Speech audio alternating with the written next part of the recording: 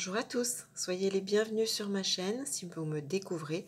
Merci à toutes celles et ceux qui me suivent régulièrement. Une vidéo qui n'était pas prévue au départ mais qui correspond, je pense, à la demande de Camille, que je salue et que je remercie justement de sa présence et de sa proposition, puisqu'elle souhaitait voir au travers d'une vidéo que j'explique les grandes rencontres du destin, le niveau social, etc. J'étais partie sur toute autre chose et comme quoi à chaque fois, eh bien, ce sont nos défunts qui me ramènent à la compréhension des choses et au partage. Et je me suis retrouvée à regarder le thème de Jacqueline Bouvier. Jacqueline Bouvier, Jacqueline Kennedy, l'épouse de John Fitzgerald Kennedy, le président des États-Unis. Et je me suis dit que ça serait un excellent exemple pour répondre à la demande de Camille et puis pour vous expliquer différentes choses au niveau du thème de naissance et au niveau du prévisionnel. Puisqu'au travers du thème de Jacqueline Kennedy, je vais vous parler justement de cette grande rencontre du destin, des aspects répétitifs au natal, et puis on va voir eh bien, ce qui marquait le potentiel risque de veuvage dans sa vie. Alors Jacqueline Bouvier, Jacqueline Kennedy, est née le 28 juillet 1929 à 14h30 à Southampton. Alors quand on regarde son thème de naissance, elle est née Lion, ascendant Scorpion. On a deux aspects principaux qui vont nous intéresser dans son thème de naissance. Elle a tout d'abord un très joli sextile entre Jupiter et le Soleil. Jupiter est positionné à 9 degrés en Gémeaux, maison 7, donc sextile positif à son Soleil, 5 degrés en Lion, maison 9. Excellent aspect. Jupiter en maison 7 va justement nous parler du conjoint, du partenaire, du mari, de toute forme de contrat, d'association, d'union, du mariage. Ce Jupiter est également maître de la maison 4, donc va concerner tout ce qui peut être le début des choses positives ou, à l'inverse, la fin des choses négatives. Ce Soleil en Lion, maison 9, nous parle alors d'elle-même, c'est quelqu'un qui sera mis sur le devant de la scène, puisque le lion, c'est un signe qui permet de briller. Donc on voit bien que ce Jupiter Soleil va lui permettre d'être mis en avant, mis en lumière. Le Soleil représente également aussi l'homme. Alors ça peut être le père, ça peut être le conjoint, ça peut être un patron ou autre. Donc là, quelque chose d'important dans ce thème de naissance. En maison 9, on voit bien qu'il y a une répercussion pour elle-même et grâce à cet homme en lien avec l'étranger. Et puis on a un deuxième aspect important dans son thème de naissance. Elle a Saturne positionné en Sagittaire maison 2 à 24 degrés, qui est lui trigone, donc aspect positif, à sa Lune à 25 degrés en Bélier maison 5. Second aspect important, vous allez comprendre pourquoi. Alors, cette lune en bélier, maison 5, va favoriser bien évidemment sa féminité, les amours, les enfants, l'action, la douceur, bien relié à Saturne en Sagittaire, là encore, tout ce qui est lié aux hautes connaissances, au savoir, à l'étranger. Mais ce Saturne est également maître de cette maison 2 et positionné en maison 2. C'est une maison, je l'ai déjà expliqué dans d'autres vidéos. Je vous invite à aller chercher dans les playlists, vous allez retrouver d'autres vidéos. Cette maison 2 est souvent en lien avec les risques potentiels au cours de la destinée du veuvage. Bien évidemment, tout dépend si cet aspect va être activé, réactivé ou non. Attention, c'est pas parce que vous avez une planète en maison 2 que vous allez obligatoirement devenir veuf ou veuve. Attention. Mais vous allez comprendre que dans un thème de naissance, lorsque vous avez des aspects comme ça entre deux planètes, alors que ce soit un sextile, que ce soit un trigone, que ce soit un carré, que ce soit une opposition, que ce soit une conjonction, même là, vous voyez, elle a une conjonction Soleil-Mercure. Donc au niveau du quotidien, quand ces planètes reviennent en aspect, qu'ils soient positifs ou négatifs, ça réactive le potentiel de naissance. Donc c'est quelque chose de très fort et c'est quelque chose à ne pas négliger. Vous allez comprendre pourquoi. Lorsque Jacqueline Bouvier donc fait la rencontre de John Fitzgerald Kennedy, la toute première fois, parce que si on regarde sur internet, on trouve souvent la date du 8 mai 52, mais le 8 mai 52, ce sont des retrouvailles, c'est un second dîner auquel ils se retrouvent à nouveau. Mais la toute première rencontre entre Jacqueline Bouvier et John Fitzgerald Kennedy a lieu en mai 1951. Alors là encore, on retrouve première rencontre en mai 51 au cours d'un dîner chez Charles et Marthe Bentley à Washington. Mois de mai, mois faisant référence à Vénus, Vénus planète de l'amour. C'est pas pour rien. Hein. Première rencontre en mai 51, qu'est-ce qu'il se passe pour Jacqueline Bouvier? Eh bien, elle a un très joli transit de Jupiter en 7 natale, donc il nous parle justement du conjoint, qui vient en trigone de son soleil de naissance. Cet homme qui est justement dans le signe du lion, mis en avant, mis en lumière. Je le rappelle, John Fitzgerald Kennedy deviendra président des États-Unis et donc par conséquent Jacqueline Bouvier devenant Jacqueline Kennedy deviendra la première dame des États-Unis. Donc on a un rappel de ce sextile de naissance qui met en lumière et qui permet justement cette première rencontre en mai 1951. Rencontre qui donc ne sera pas anodine puisque Jupiter est en 7 natale. Il fait bien là référence au futur conjoint, à une future union ou en tout cas vie commune avec cette personne-là. À ce moment-là, en mai 51, Jacqueline a 22 ans. Oui, c'est ça. 22 ans, donc bon, elle continue sa vie, elle passe ses vacances, elle profite. Et puis donc, ils se retrouvent au cours d'un second dîner le 8 mai 52. Là, il y a des retrouvailles. Il y aura donc, s'ensuivent des fiançailles le 25 juin 53. Et là, qu'est-ce qu'on commence à voir en juin 53? Eh bien, ce Saturne de naissance qui en quelque sorte va protéger, puisque la Lune est maître de 8, la mort, Saturne en 2, potentiel risque de veuvage, mais vu qu'il y a un trigone au natal, il y a une protection entre cette Lune maître de 8, la mort, et ce Saturne en 2, le risque de veuvage. Malheureusement, au moment des fiançailles, le 25 juin 53, Saturne arrive en transit en maison 11 Balance et il arrive progressivement en opposition à cette lune de naissance. Il vient en dissonance par rapport à l'aspect natal.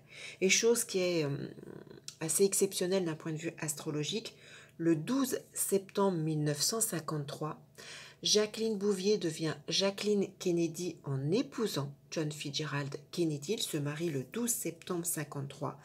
Et très précisément à cette date-là, eh bien Saturne vient se positionner très précisément en opposition de la lune de naissance.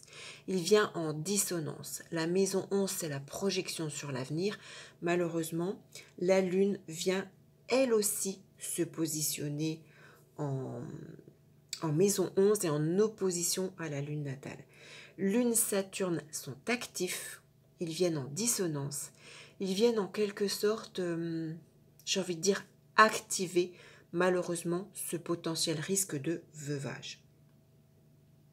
Au moment de la disparition, cette tragique disparition, puisque John Fitzgerald Kennedy, je ne vous dis pas de bêtises, l'assassinat de John Fitzgerald Kennedy qui a lieu le 22 novembre 63 à Dallas, au Texas, eh bien, qu'est-ce qu'il se passe à ce moment-là pour Jacqueline Kennedy? Je vous l'ai mis tout en haut. On a ce Saturne qui vient en Verseau, maison 3. Le Verseau, c'est tout ce qui est en lien avec les événements brusques, inattendus. La planète maîtresse du Verseau, c'est Uranus, ne l'oublions pas. Donc tous les événements auxquels on ne s'attend pas, de façon brusque, inattendue. Ce Saturne, positionné à 17 degrés en Verseau, transite également la maison 3. La maison 3, c'est la maison des petits déplacements, c'est la maison des voitures, des véhicules. Ce Saturne vient en dissonance, puisqu'il vient en carré, du nœud nord descendant natal. Le nœud nord, c'est ce vers quoi on se projette, comme quoi son destin était lié à son mari. La pointe de la maison 7, donc à 17 degrés en taureau, c'est la pointe c'est le tout début de la maison 7, donc c'est le conjoint, le mariage, l'union, le contrat, mais là ça fait référence au conjoint.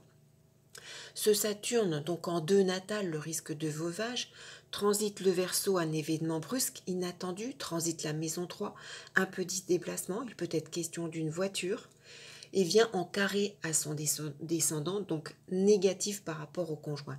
Le risque de potentiel veuvage est actif, surtout qu'à ce moment-là, la Lune est active. Je vous rappelle que sous cette vidéo, vous avez la possibilité de commander votre éphéméride 2024. Je vous indique jour par jour quelle planète est active, son positionnement, si elle est positive ou délicate, jour par jour tout au long de l'année 2024. Elle est accompagnée, cette éphéméride, de votre thème de naissance. Je vous explique tout en première partie de l'éphéméride, comment l'utiliser. Vous pourrez donc à titre individuel savoir jour par jour tout au long de l'année 2024 quelle planète est active et comment elle se positionne par rapport à votre thème de naissance et justement qu'est-ce qu'elle réactive, qu'est-ce que vous pouvez justement mettre à profit. Vous voyez par exemple là, c'était une date à éviter justement pour effectuer un déplacement. C'était pas favorable. Il y avait voilà le risque de veuvage au cours d'un petit déplacement, quelque chose d'inattendu en lien avec un véhicule, malheureusement qui est carré au descendant, défavorable au conjoint et qui malheureusement réactive ce potentiel natal de risque de veuvage. Donc importance, vous voyez, en natal, d'une part les rencontres du destin, hein, ce lien bien évidemment, il faut absolument un lien avec le secteur 7, que ce soit à travers d'une planète en 7, une planète maîtresse de 7, une planète occupant la maison 7, ça peut être une planète qui émet quelque chose, là vous voyez c'est Jupiter trigone au soleil qui émet quelque chose favorablement et pourtant leur relation n'a pas démarré à ce moment-là.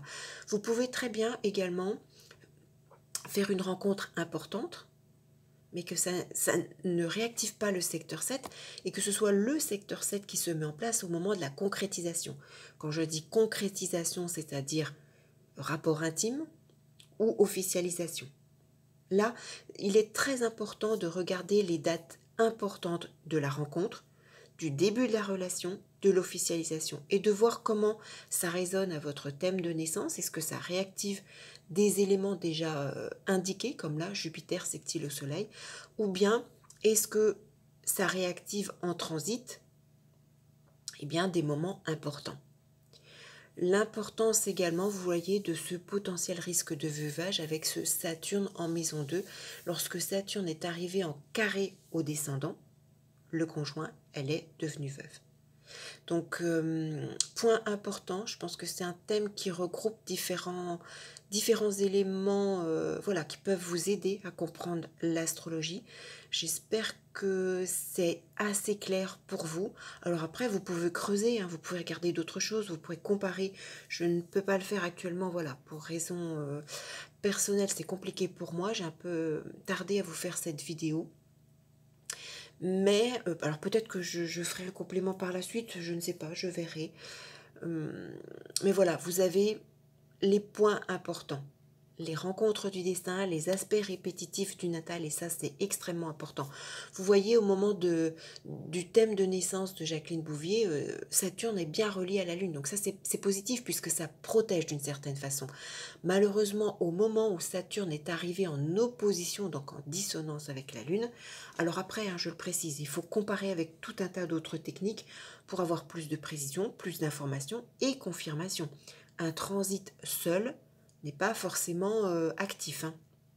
Et puis bien évidemment, il faut que, à ce moment-là, la Lune et Saturne étaient actifs tous les deux, donc bien évidemment, ça réactive le potentiel. Si la planète n'est pas active, ça ne créera pas un événement. Donc n'hésitez pas à commander votre éphéméride 2024.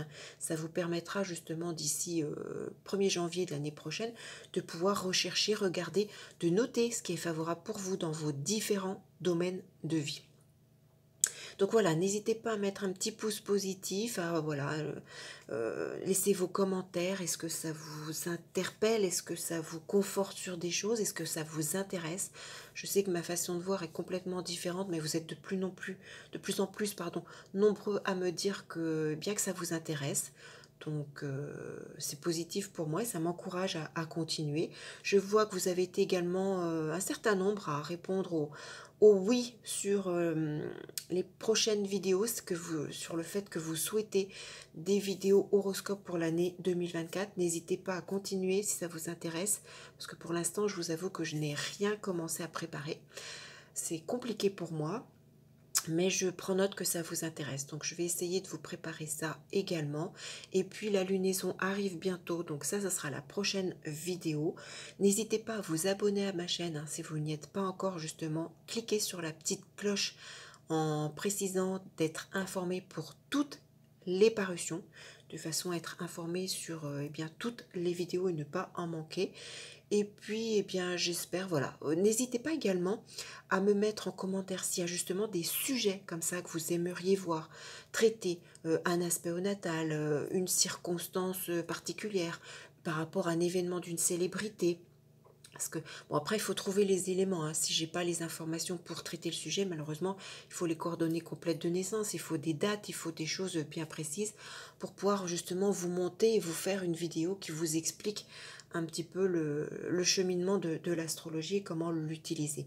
Mais n'hésitez pas à me faire, voilà, des suggestions, je suis ouverte à toute proposition. Et bien voilà, je pense que j'ai fait le tour. J'espère que cette petite vidéo vous aura intéressé. Et puis donc, je vous dirai à bientôt pour une toute autre vidéo. Et ce sera, je pense, donc la lunaison. Donc à très vite.